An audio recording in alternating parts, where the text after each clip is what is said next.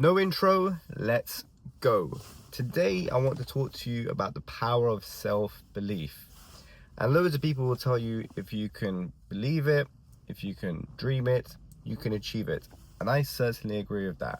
If you have a goal in life, if you have something that you want to achieve and you believe deep down that you can achieve it, you certainly can get there. But there's another part of life. There's a part of life where you have fears, doubts, worries, and insecurities. And it goes both ways. If you believe in your dreams, there's a strong chance that you can actually achieve those dreams. But also, if you believe in your fears, your doubts, and insecurities, you'll soon come to realize and discover that those things too can become true. What is fear?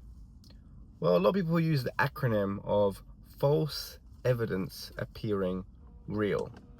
Fear is merely a way of your mind to play tricks upon itself. When you have a fear of something, a lot of the time it's not really based on a true sense of reality. It's based on an idea that your mind exacerbates. The worst case scenario. That's what fear tends to lead to. I'll give you an example. If you've got a fear of heights, then you might have an idea that if you jump out of a plane, that immediately you're going to die as soon as you come down and hit the floor.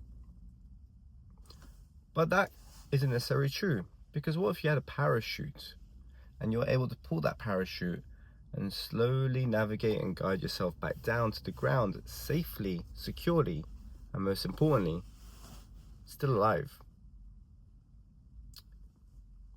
If you have a fear, if you have certain doubts, and if you have certain insecurities, slowly but surely you can find yourself navigating through life, finding reasons to make them true.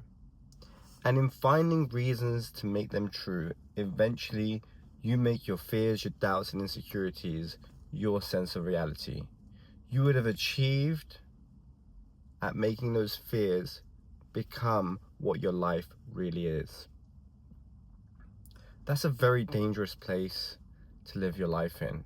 Living through fear, living through doubt, living through insecurity will ultimately cause you to live a very unfulfilled, dissatisfactory, and unhappy life. So what do you do? Well, you simply stop feeding your fears, your doubts, and insecurities. If there's a certain feeling that you get inside you, so that something bad is going to happen, that you are fearful of something, that you are doubtful of something, that you have an insecurity, you need to fight with your own mind and find reasons for why those fears are actually not true. A lot of times what people do is they have a fear, they have a doubt, they have an insecurity, and they allow it to manifest and meditate itself through their own minds. And then they get caught up on those fears, they get caught up on those doubts, they get caught up on those insecurities, and quickly those become a reality. Next time you find yourself fearing an outcome, next time you find yourself doubting yourself, next time you find yourself living through insecurity, stop and pause and talk to yourself. Talk to yourself and tell yourself why this is an irrational belief.